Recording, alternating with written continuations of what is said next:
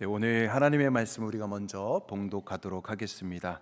출애굽기 13장 21절에서 22절까지의 말씀입니다. 출애굽기 13장 21절에서 22절 두 구절의 말씀입니다. 우리 같이 큰 소리로 합독하도록 하겠습니다. 함께 읽겠습니다. 시작. 여호와께서 그들 앞에서 가시며 낮에는 구름 기둥으로 그들의 길을 인도하시고 밤에는 불기둥을 그들에게 비추사 낮이나 밤이나 진행하게 하시니 낮에는 구름 기둥 밤에는 불기둥이 백성 앞에서 떠나지 아니하니라. 아멘. 아멘. 이 시간에 우리 유승동 목사님께서 신앙의 울타리라는 제목으로 귀한 말씀 전해주시겠습니다. 우리 다시 한번 큰 박수로 환영하겠습니다. 할렐루야. 여러분 반갑습니다. 우리 한번 성도의 인사를 나누었으면 좋겠습니다. 참 잘 오셨습니다. 제가 심우하는 교회에 늘 예배 때마다 인사하는 인사가 있는데 한번 소개하고 따라하고 싶습니다. 당신이 더 행복했으면 좋겠습니다. 네, 믿음의 고백은 믿음대로 이루어지는 줄로 믿습니다. 오늘 여러분과 함께 신앙의 울타리 이런 제목의 말씀을 나누는데요.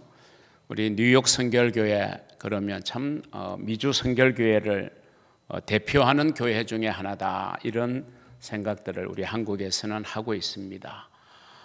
그림으로 사진으로만 제가 교회당을 보았는데 오늘 와서 보니까 이 교회당을 짓기에 우리 장석진 원로 목사님과 또 우리 사랑하는 장로님들 성도님들의 기도와 눈물과 헌신이 정말 마음속 깊이 느껴질 만큼 참 아름다운 건물 또 많은 의미를 담고 있는 그런 소중한 하나님의 성전을 지은 줄로 믿습니다. 저도 목회하면서 성전을 지어 보았고 또 지금 심우하는 교회에서 비전센터를 건축하면서 교회를 건축한다는 것이 참 귀한 사명이고 또 그런 것만큼 어려운 과정이지만 또 최선을 다해서 하나님의 성전을 지으면 그 일에 헌신했던 사람들을 우리 하나님께서 축복해 주시는 것을 저는 경험하고 또 지켜보면서 우리 이 뉴욕 성결교회의 이 아름다운 성전을 짓기까지에 담겨져 있었던 우리 성도님들의 귀한 헌신이 반드시 아름다운 열매로 나타나게 될 줄로 믿습니다. 오늘 이제 이 뉴욕 성결교회를 제가 방문한다고 하니까 참 설레기도 하면서 또 아시는 대로 여러분 담임 목사님의 공석이 좀 있었고 이제 12월이면 이제 새로운 담임 목사님이 부임할 계획인데 갑자기 어릴 때 눈물을 흘리며 보았던 영화가 하나 생각이 났어요. 그 영화가 뭐냐면 엄마 없는 하늘 아래 1970년도에 제작된 영화인데 아마 그 영화를 보면서 눈물 흘리지 않는 사람은 아무도 없었을 겁니다. 장남이 있었고 차남이 태어나자마자 어머니는 돌아가셨고 아버지도 병이 있었는데 또 그 병에 다시 재발해서 이제 어린 소년이 가장이 되어져서 그 동생을 돌보면서 이루어가는 그 원작 소설을 이렇게 영화화한 건데 정말 눈물 흘리면서 보았던 적이 있습니다. 물론 교회의 주인 되시는 분은 우리 주님이시지만 또 주님께서 세우신 담임 목사님이 없는 과정에서도 우리 부목사님과 또 우리 사랑하는 장로님들이 또 성도님들이 기도하며 이 교회를 갖고 나가는 모습을 보면서 갑자기 엄마 없는 하늘 아래 이 영화가 생각이 났는데 정말 교회가 힘들고 어려울 때 그때 정말 교회를 위하여 헌신하고 눈물로 기도하고 또 정말 충성하는 그것이 더 하나님 앞에는 귀하게 보여진다 하는 사실을 생각하게 되었습니다. 신앙의 울타리, 여러분 울타리라는 거 요즘은 뭐 이제 한국에 보면 다 이제 콘크리트 담을 쌓으면서 이웃과의 경계를 정하는 이제 담을 높이 쌓아서 조금 이제 옆집과 이웃집과의 교류가 좀 뜸해지고 또 아파트 문화가 생기면서 한 라인에 뭐 청수에 따라서 양편에 있고 그리고 별로 교류가 없고, 그런데 옛날에는 이제 골목의 개념이 있지 않았습니까? 마을마다 골목이 있고 골목 양쪽에 집들이 쫙 있으면 그 양쪽의 집들은 어떤 면에서는 한 가족처럼 잘 어울리고, 또 김장을 하게 되면 가능하면 중복되지 않도록 서로 날짜를 조정해 가면서 오늘은 누구 집에 김장이니까 그 집에 또 골목의 식구들이 모여서 도와주고, 또 다음 날은 어느 집 하고, 그런 참청감이 있었어요. 그런 때에 이제 울타리라고 하는 게 있었습니다. 이렇게 우리 집의 경계를 정하는 울타리. 그게 오늘날처럼 뭐 이 콘크리트 담을 쌓는 울타리가 아니라 뭐 나무를 심기도 했고 꽃을 심기도 했고, 아니면 돌멩이를 쌓아서 그렇게 해서 이제 아니면 이제 나무 막대기로 이렇게 쭉 연결해서 그렇게 해서 좀 정감 있는 그런 울타리를 우리는 어린 시절에 보았던 기억들을 다 가지고 있습니다. 울타리, 이 울타리라고 하는 것은 경계의 의미이기도 하죠. 경계, 한계, 여기까지가 우리 집이다, 이런 경계와 한계의 의미를 나타내는 것이 울타리입니다. 더더구나 이 울타리는 또 보호의 개념이 있었습니다. 그래서 울타리 안은 보호되어지는 그런 이제 개념이 있었죠. 요즘 이제 현대화된 사회 속에서는 이 울타리가 상당히 다양하게 쓰여지죠. 예를 들면 현대 사회에서 우리 사람들은 법이라는 울타리 안에 있어야 되는, 법의 울타리 안에 있으면 그 법의 보호를 우리가 받지만, 우리가 이 법의 울타리를 넘어서면 이제 제재를 당하게 되고, 그것이 조금 가하고 심하게 되면 어떤 처벌을 받게 되는 이 법이라는 울타리가 이제 존재하고 있습니다. 그래서 이 울타리는 경계, 우리가 넘어서는 안 될 경계, 한계, 범위를 의미하는 것이기도 하고, 그리고 그 울타리 안은 보호라는 개념을 가지고 있어요. 우리가 태어나면서부터 지금까지 이제 우리가 살아오고 있는데, 우리의 인생에도 보면 이제 울타리가 존재하고 있거든요. 자, 우리가 태어나면서부터 우리의 울타리가 되어준 그 울타리의 역할을 하는 분이 계시죠. 그게 바로 우리의 부모님 아닙니까? 부모님은 부모님 아무리 자녀가 성장해도 부모님이 계시는 한 그 부모님은 언제나 우리 인생의 울타리가 되어 주시는 거거든. 울타리, 그렇죠? 그래서 이제 울타리가 되어 주셨던 부모님이 어느 날 갑자기 우리 곁을 떠나서 이제 천국에 가게 되면 참 그동안 울타리가 든든했는데 그 든든한 울타리 하나가 이제는 내게 없어졌다는 아픔 때문에 슬퍼하고 눈물 짓고 안타까워하는 그런 것이 이제 우리의 인생의 모습이지 않는가, 이런 생각을 해보아요. 어디 부모님만 이제 울타리의 역할을 했겠습니까? 우리가 성장하다가 보면 이제 정말 만나는 소중한 친구들이 때로는 이제 우리의 울타리가 되어주기도 하는 거잖아요.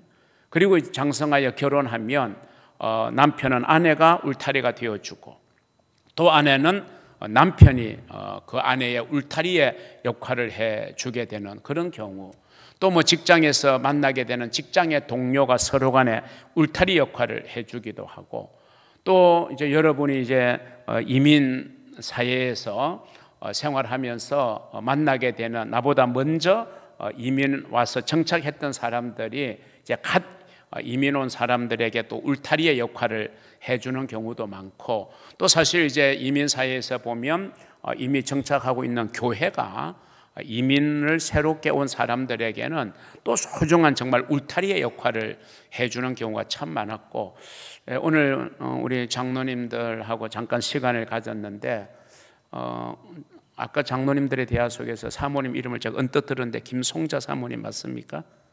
예. 그분 늘 교회에 가면 성도들의 밥을 해주셨다고 하는, 이게 정말 소중한 추억이고 기억이거든요.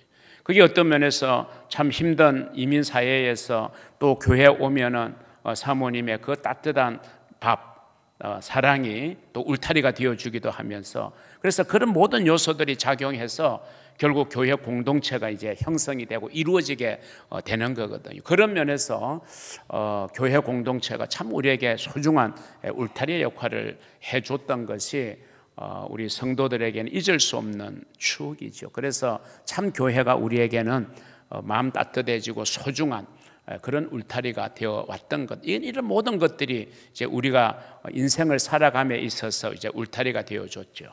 어떤 면에서 학교에서 만났던 정말 내 인생의 울타리 역할을 해주었던 이제 선생님, 정말 평생 내가 잊을 수 없는 선생님, 늘 생각나는 이제 선생님이 계시기도 하죠. 그래서 우리는 참 여기까지 지내오면서 나의 인생에 큰 울타리가 되어 주었던 정말 잊을 수 없는 고마운 분들을 우리는 기억하게 됩니다.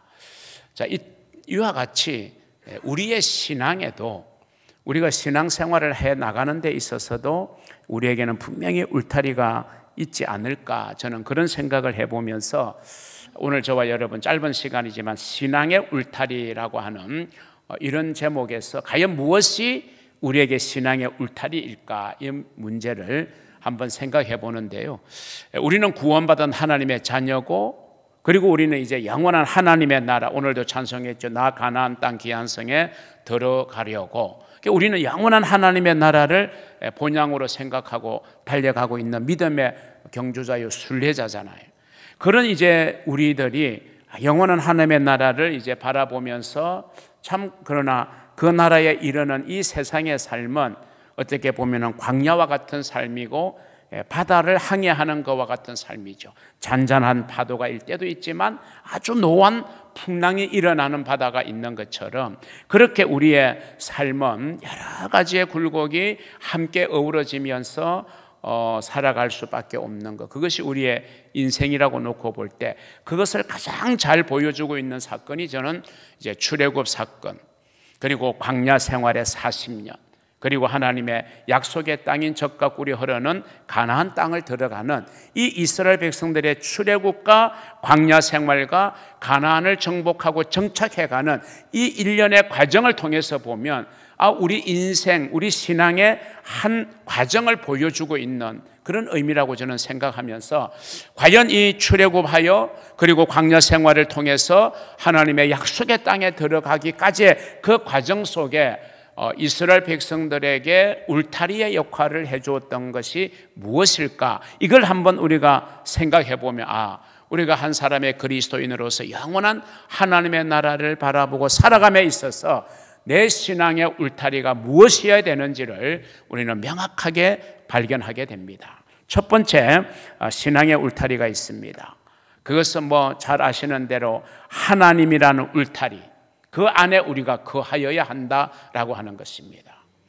내가 믿는 나의 하나님, 이 우주 만물을 창조하시고 지금도 다스리시고 운행해 나가시고 섭리해 나가시는 그 하나님, 아브라함이 만났던 아브라함의 하나님, 이삭과 야곱의 하나님, 모세의 하나님, 다윗의 하나님, 솔로몬의 하나님, 그 모든 믿음의 인물들이 만났던 그 하나님이 바로 나의 하나님이 되시고, 그 하나님이 내 신앙의 울타리가 될 때에 내 삶이 견고해지고 내 삶이 하나님의 보호 안에 있고 내 삶이 하나님의 축복 속에 있게 되는 줄로 믿으시기를 바랍니다. 자, 이스라엘 백성들은 오랜 기간 애굽에서 힘든 노예 생활을 하고 있었습니다.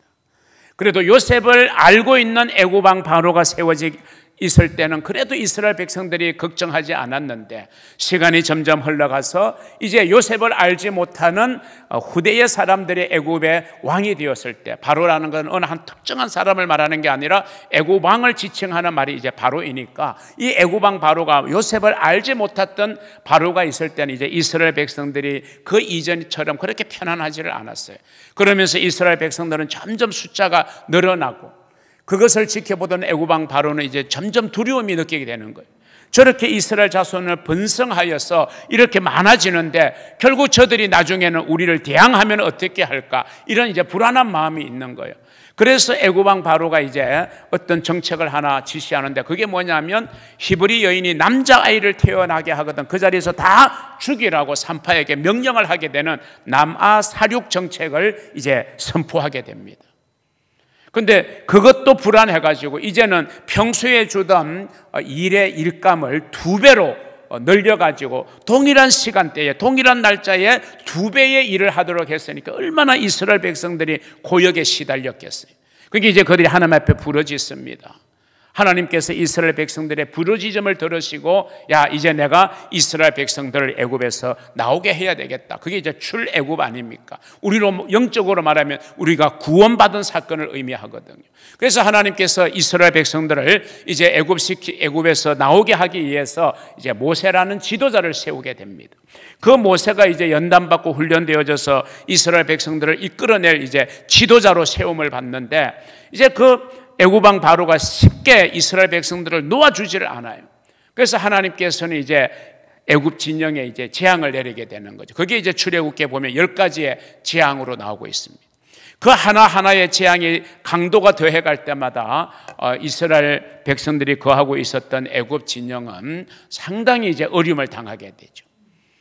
그러다가 이제 그 재앙 앞에서 바로가 빨리 이 재앙을 멈추게 해달라 그러면 내가 너희들을 나가게 해주겠다. 근데 계속 멈추어지면 또 애굽왕 바로가 마음이 변하고 해가지고 결국에는 이제 10번째 재앙에 이르게까지 됩니다. 그 10번째 재앙이 잘 아는 대로 장자 죽음의 재앙 아닙니까? 모든 집안에 처음 태어난 장남은 다 죽였고 그리고 짐승들의 초태생, 짐승도 난 첫 새끼도 다 죽이는 끔찍한 재앙이 10번째의 장자 죽음의 재앙입니다.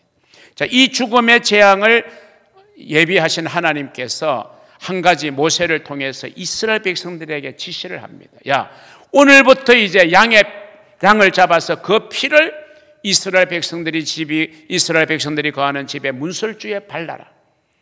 그 명령을 이제 하게 돼요.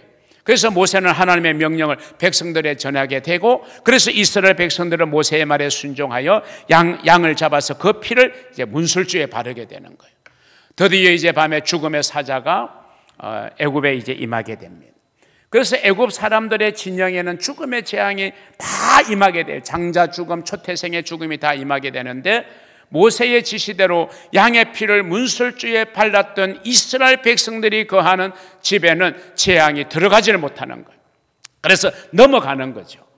영어로 말하면 이 위로 넘어갔다, 패스오버 했다는 거 아니에요. 패스오버, 위로 지나갔다.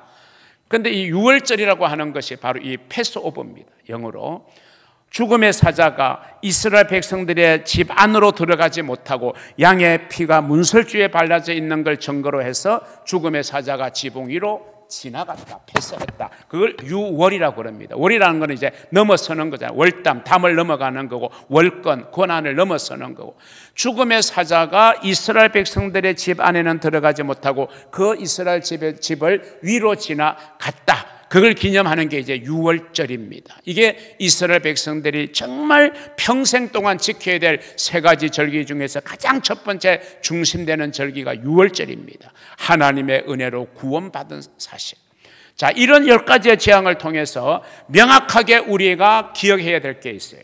애굽인들이 사는 지역에는 재앙이 다 임했지만 이스라엘 백성들이 사는 그 땅에는 똑같은 애굽 땅인데 이스라엘 백성들이 머무는 곳에는 재앙이 임하지를 아니했다. 이것이 이제 10가지 재앙을 통해서 우리가 생각해 보게 되는 대표적인 이제 차이입니다. 결국 이게 뭐냐?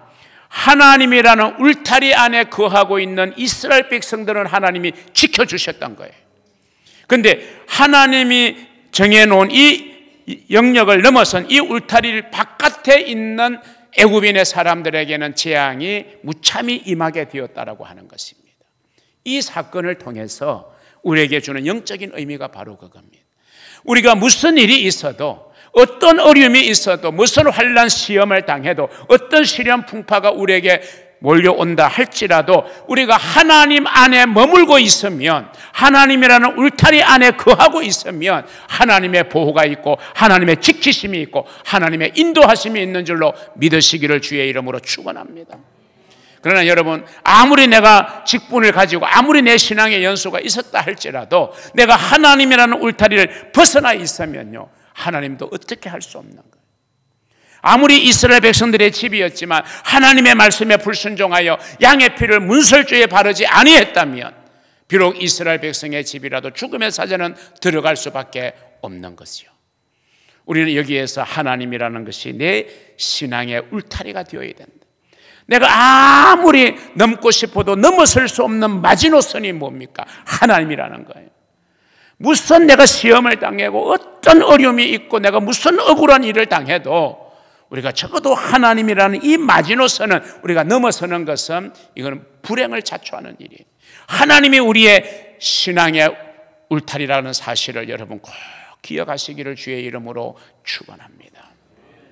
하나님이라는 울타리 안에 있어야 된다. 이걸 조금 이제 풀어서 구체적으로 이야기하면 하나님의 말씀 안에 있어야 된다.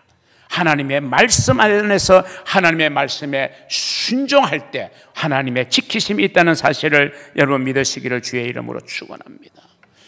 하루는 하나님이 요나에게 나타나셨어요.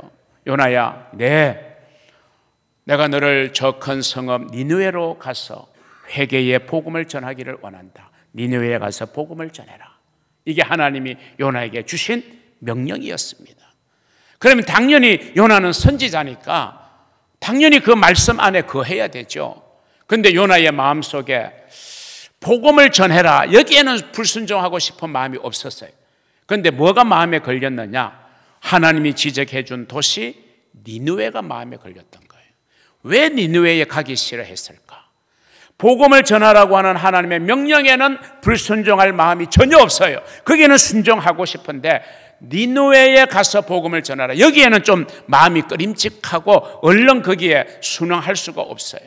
왜냐하면 이 요나는 북이스라엘의 선지자고, 이 요나가 그 명령을 받았을 때는 북이스라엘이 침공을 받아서 함락을 당했을 때, 이 북이스라엘을 침략하여 무너뜨린 나라가 어디냐면 아수르입니다. 이 아수르가 우리 한국에서 세계사 책에 나오는 이제 아시리아 제국이거든요. 그런데 이 아수르 제국의 수도가 어디냐? 니느웨라는 겁니다. 우리 한국 사람들에게는 오랜 시간이 흘렸지만 일본 그러면 왠지 모를 그냥 유쾌하지 않는 마음이 있잖아요.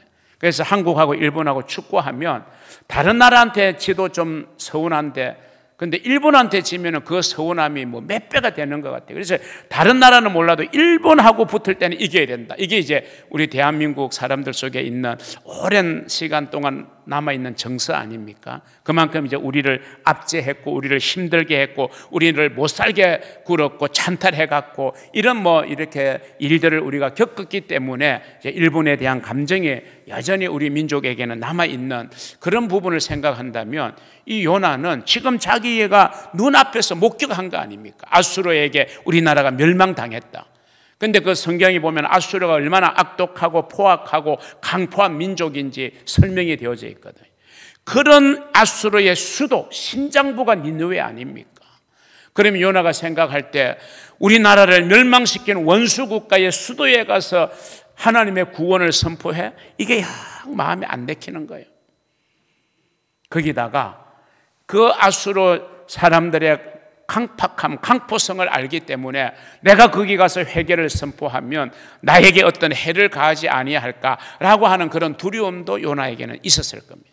모든 생각이 종합되어지니까 하나님, 내가 복음 전하라는 명령에는 순종하겠는데 니느웨는 아닙니다. 그럴 때 마침 피할 길이 생겼어요. 다시스로 가는 배를 만난 거예요. 옳다구니 하나님께서 내 마음을 아시고 나를 다시스로 가도록 인도하시는구나. 그건 인간의 합리하죠. 그런데 다시스로 가는 배를 올라탔어요. 그런데 어떻습니까? 그 배가 이제 풍랑을 만나게 되는 거예요. 배의 선원들이 아무리 노력을 해도 풍랑이 잠재워지지 않는 거예요. 결국에는 누구 때문에 이 풍랑이 왔는가 심지를 뽑았는데 요나가 걸렸던 거 아니에요. 요나를 바다에 붕덩 던져버렸어요. 그러니까 이제 풍랑이 잔잔해진 거죠. 그리고 물에 던져진 이 요나는 큰 물고기 뱃속에 들어가서 3일 동안을 거하게 되는 거예요. 거기에서 요나는 이제 철저하게 깨달은 겁니다. 왜 나에게 이런 고난이 왔는가? 왜 나에게 이런 어려움이 왔는가? 내가 하나님의 말씀에 순종하지 못했구나. 그래서 그 속에서 요나가 회개하지 않습니까? 하나님이 다시 기회를 주시는 거죠. 그래서 그가 다시 이제 니느웨에 가서 복음을 전하는 거예요. 여러분, 우리가 하나님 안에 거한다는 것, 하나님이라는 울타리 안에 거한다는 것은요, 이 요나의 경우처럼 우리가 하나님의 말씀을 붙들고 하나님의 말씀 안에서 그 말씀에 순종하기를 애쓰고 몸부림치는 이 마음이 우리에게 있고, 이런 삶의 모습이 있을 때 우리는 하나님이라는 울타리 안에 거하는 거고요. 그럴 때 하나님께서는 우리에게 복을 주시고 우리를 지켜주시는 줄로 믿으시기를 주의 이름으로 축원합니다. 여러분, 성경은 우리에게 말합니다. 하나님을 가까이 하는 것이 내게 복이라. 내가 주 여호와를 나의 피난처로 삼아 주의 모든 행적을 전파하겠다. 시편 73편 28절의 말씀입니다. 저와 여러분이 이 하나님이라는 울타리 안에 거할 수 있기를 주의 이름으로 축원합니다. 저는 제 생애를 돌아보면서 어떻게든 여간에 저는 하나님 안에 거하려고 애를 썼습니다. 왜? 하나님 안에 거하지 않으면 내 인생은 아무것도 아님을 저는 너무 잘 알기 때문입니다. 저는 아무도 예수를 모르는 집안에서 처음으로 제가 태어났습니다. 그리고 저희 어린 시절은 너무너무 가난했습니다. 그리고 저는 육체의 장애를 가지게 되었어요. 아주 어릴 때 소아마비 예방접종을 맞아야 되는데 그 막 예방접종을 받기 직전에 제가 얼굴에 열이 펄펄 났는데 어머니가 저를 안고 병원에 갔더니 이제 소아마비에 걸린 거죠. 그러다가 저는 또 계속 말을 심하게 더듬었습니다. 언제까지? 대학을 졸업할 때까지 거의 말을 많이 더듬었어요. 자, 이런 저의 환경을 볼 때 제가 전혀 예수님을 모르던 환경 속에서 중학교 3학년 때 장로님의 아들인 제 친구의 전도로 교회라고 하는 것을 난생 처음 제가 가보았습니다. 그때 제가 교회를 처음으로 간 그때부터 제가 지금까지 교회 주의를 어겨본 적이 없어요. 저는 그때에 너무 하나님이 저를 사랑해 주시고 인격적으로 하나님을 만나고 구원의 확신을 가지고 성령의 체험을 하면서 내가 사는 길, 내 인생을 책임져 주시는 분은 하나님 외에는 아무도 없다. 하나님이 내게서 은혜 거두어 가시면 내 인생은 실패할 수밖에 없는 인생. 그래서 저는 하나님 앞에 하나님을 붙들 수밖에 없는 게, 하나님의 은혜가 아니면 나는 살아갈 수가 없네. 은혜라는 요즘 많이 불러지는 찬송을 부를 때마다 저는 눈물이 납니다. 왜? 정말 저는 하나님의 은혜가 아니면 목사가 될 수 없었고 하나님의 은혜가 아니면 이 자리에 서 있을 수가 없는 사람이에요.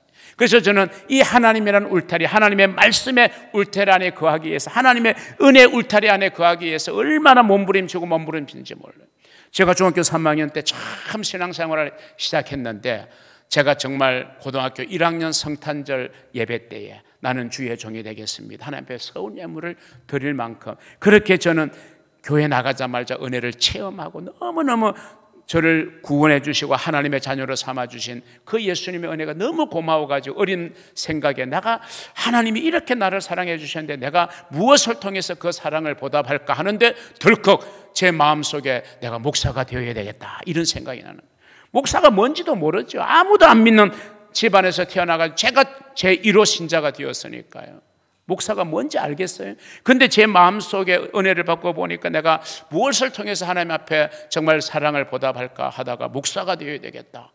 근데 그게 좀 뭔지 몰라서 좀 덜컥 겁도 나기도 하고, 이게 정말 내가 가야 되는 길인가. 그래서 어린 마음에 제가 3개월 작정 기도를 했습니다. 하나님, 내가 3개월 작정해서 기도하는데 이게 정말 하나님이 내게 주신 감동이라면 3개월 기도할 동안에 더 그 마음이 강해지게 하시고, 이게 순간적인 나의 충동이었다면 하나님 3개월이 지나가면서 점점 그 마음이 사라지게 해달라고. 그때는 담임 목사님 외에는 부교육자들이 없던 시대였고요. 담임 목사님은 워낙 연세가 많으셔서 저희들하고는 대화할 수가 없는 그런 이제 아주 멀게 느껴지던 목사님이기 때문에 그냥 스스로 그렇게 생각하고 기도하는 거예요. 그 3개월 제가 작전 기도할 때 3개월 후에 제 마음이 어땠겠습니까? 제가 오늘 목사가 된 거 보면 알잖아요. 더 마음이 강해지는 거예요. 중학교 3학년 때 예수 처음 믿고 고등학교 1학년 성탄절 예배 때 주의 종이 되겠습니다. 그래서 속성과입니다.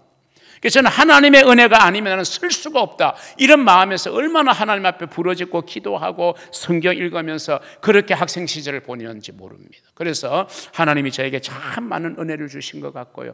그런 속에서 제가 자라왔기 때문에 지금까지도 저는 하나님이 아니면 나는 아무것도 아니다. 내가 교단을 섬기는 일도 하나님이 나를 붙들어 주지 않으면 나는 아무것도 아니다. 그래서 저는 참 성경을 열심히 읽었어요. 근데 하나님이 저에게 주신 특별한 은혜는 뭐냐면요, 그 성경 이 66권 기록된 말씀을 우리가 다 기억하지 못하잖아요. 그런데 그 말씀 속에서 특별히 제 마음에 딱 심어주는, 그래서 저는 그걸 신비에 새겨진 말씀입니다. 마음에 비스게 새겨진 말씀이 저에게는 한 7, 8구절이 있어요.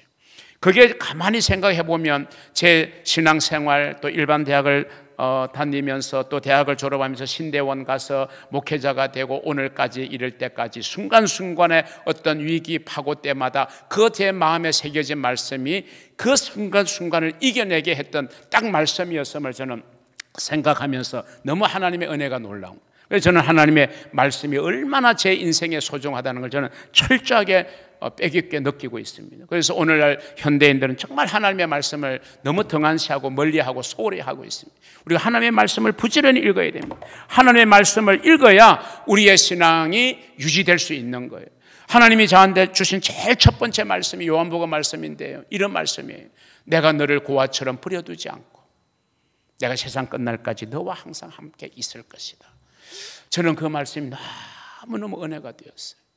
정말 저의 그 환경을 보면 저는 정말 고아와 같다라는 생각이 될 만큼, 그래서 다른 거는 부럽지 않는데 부모님 손잡고 교회 가는 친구가 그렇게 부러울 수가 없었어요. 왜? 저 혼자 예수 믿던 시절이었으니까요. 그래서 저는 이 고아와 같이 하나님이 나를 버려두지 않았다, 하나님이 나를 하나님의 자녀로 삼으셨다, 세상 끝날까지 내가 너하고 함께 하겠다, 이 말씀이요 제 마음에 딱 심겨졌으니 얼마나 여러분 든든하겠습니까? 그 믿음으로, 그 백으로 저는 지금까지도 정말 주님의 뜻을 이루기 위해서 달려가고 있는 것입니다. 여러분에게도 하나님의 울타리, 하나님의 말씀의 그 순종의 울타리 안에 거하시는 여러분이 되시기를 주의 이름으로 축원합니다.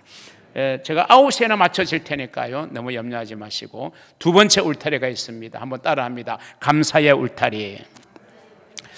자, 출애굽의 은혜를 받은 이제 이스라엘 백성들은 이제 어디 생활을 하게 되죠? 광야 생활을 하게 돼요. 40년. 근데 광야에서 출애굽도 놀라운 하나님의 기적의 연속이었지만 이 광야 40년도 보면요, 한마디로 말하면 하나님의 기적의 연속 아닙니까? 자, 홍해를 건넌 사건, 마실 물을 구하지 못할 때 모세가 바위를 쳐서 생수가 솟아난 사건, 물이 써서 마실 수 없을 때에 나무 가지를 꺾어서 모세가 던졌더니 그 쓴물이 단물이 되는 마라의 사건, 만나와 메추라기를 먹여주신 사건, 오늘 본문의 말씀처럼 이스라엘 백성들의 광야 행진 속에 낮에는 구름기둥 밤에는 불기둥으로 그들의 길을 인도해 주신 하나님의 인도와 보호와 축복하심, 지키심, 이 모든 게 하나님의 기적 아닌 게 없고 하나님의 은혜 아닌 게 없어요. 우리가 그렇게 광야 생활을 하나님의 도우심 속에 했다면 언제나 우리에게는 감사가 넘쳤을 거라고 생각할 수 있잖아요. 그런데 그 광야 40년 이스라엘 백성들이 하나님 앞에 보였던 삶의 모습을 한마디로 요약하라 그러면요, 성경은 뭐라고 요약하는지 아세요? 원망하는 생활이었습니다. 이스라엘 백성들은 늘 원망했어요. 감사하지 않았어요. 이것 때문에 불평하고, 이것 때문에 원망하고, 이것 때문에 모세를 향하여 원망하고 불평하고, 차라리 우리를 애굽에서 죽게 만들지 말이죠, 이 광야 땅으로 우리를 인도해서 이 고생시켰냐고 그냥 시시각각 기회만 있으면 그들은 원망을 일삼았습니다.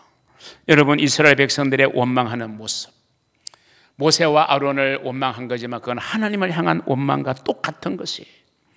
민수기 11장 1절에 이렇게 말합니다. 여호와께서 들으시기에 백성이 악한 말로 원망하며 하나님께서 들으시고 진노하사 여호와의 불을 그들 중에 붙여서 진영끝을 사르게 하시며, 지도자를 향하는 원망은 곧 하나님을 향하는 원망으로 인식되어지는 것.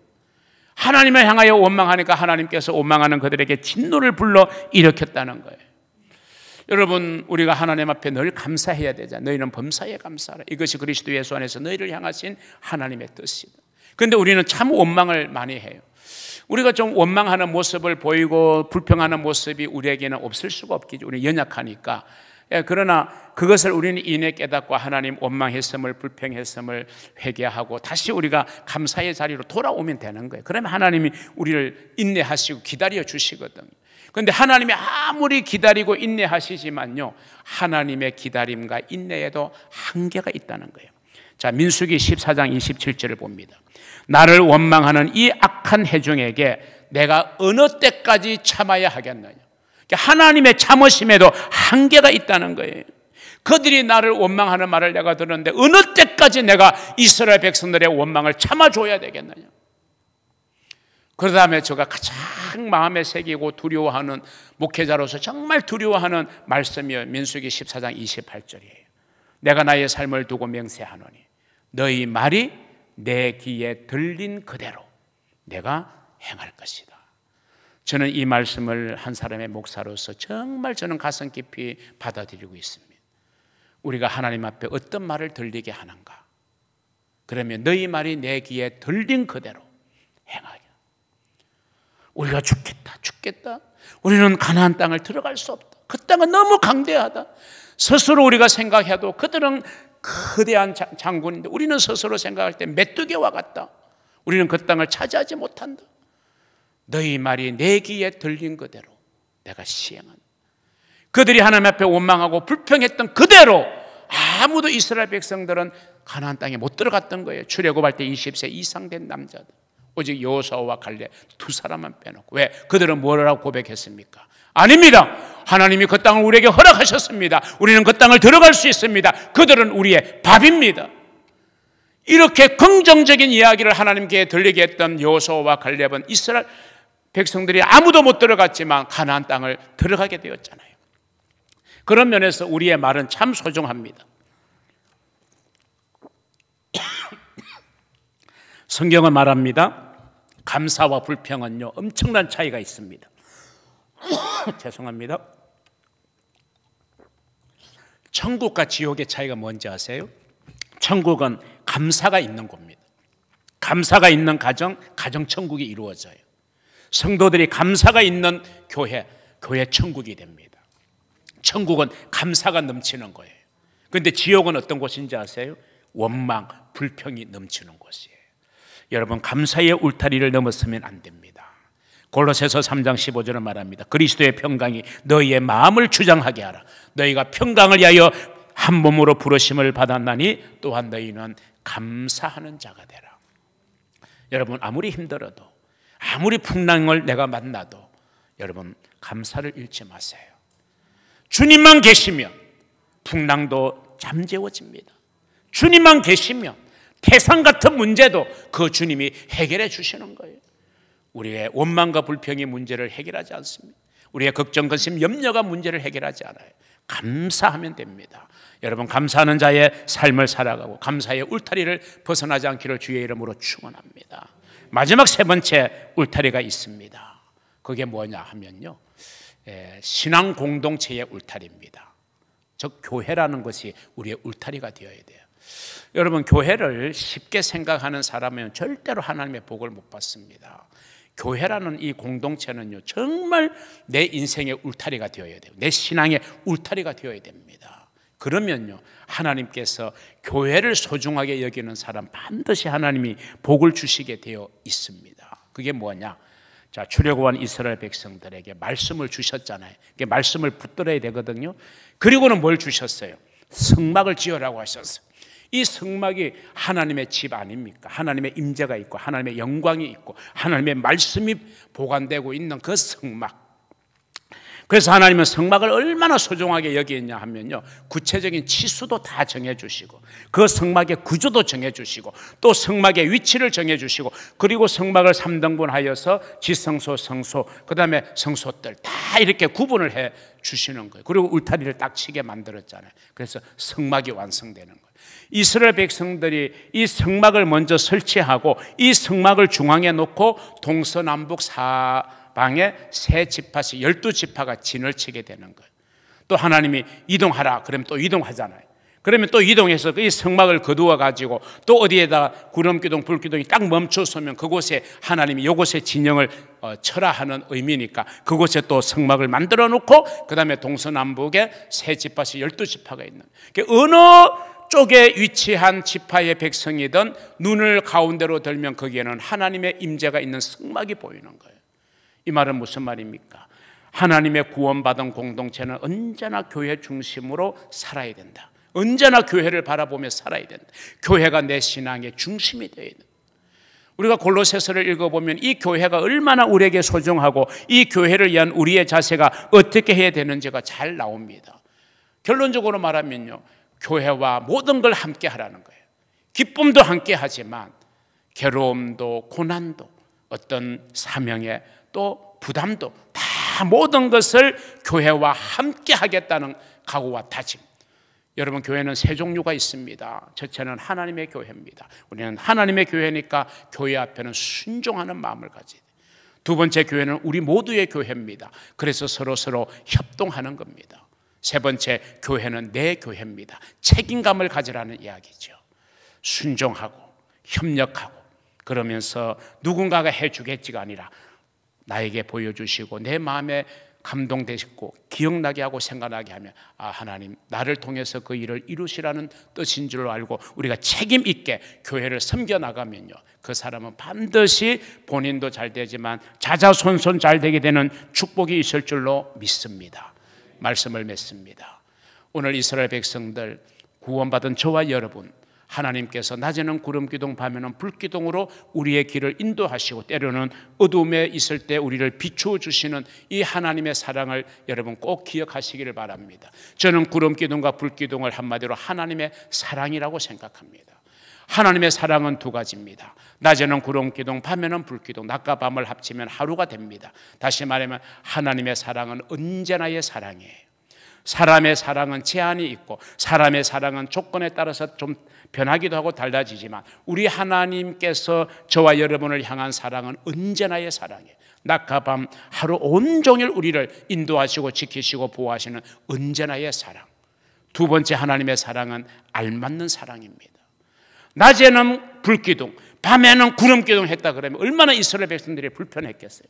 그런데 그 뜨거운 태양이 내려지는 광야에서, 나무 한 그루 없는 광야에서 낮에는 구름기둥으로, 또 저녁이 되면 기온이 뚝 떨어지고 추워지고 또 행진을 해야 되는데 캄캄합니다. 그럴 때 밤에 불기둥으로 길을 비추어 주시고 우리의 추위를 막아주신, 우리의 처지와 형편을 잘 아시는 주님께서 가장 알맞는 방법으로 우리를 사랑해 주신다. 그래서 하나님의 사랑은 언제나의 사랑, 그리고 알맞는 사랑이에요. 그 사랑을 누가 받느냐? 하나님이라는 울타리 안에 거하고, 감사의 울타리 안에 거하고, 신앙 공동체라는 울타리 안을 소중히 여기고 그 안에 거할 때 하나님의 언제나의 사랑과 알맞는 사랑이 여러분의 삶과 여러분의 가정과 여러분의 자녀 손들의 앞길에 함께 할 수 있기를 우리 주님의 이름으로 축원합니다. 아멘.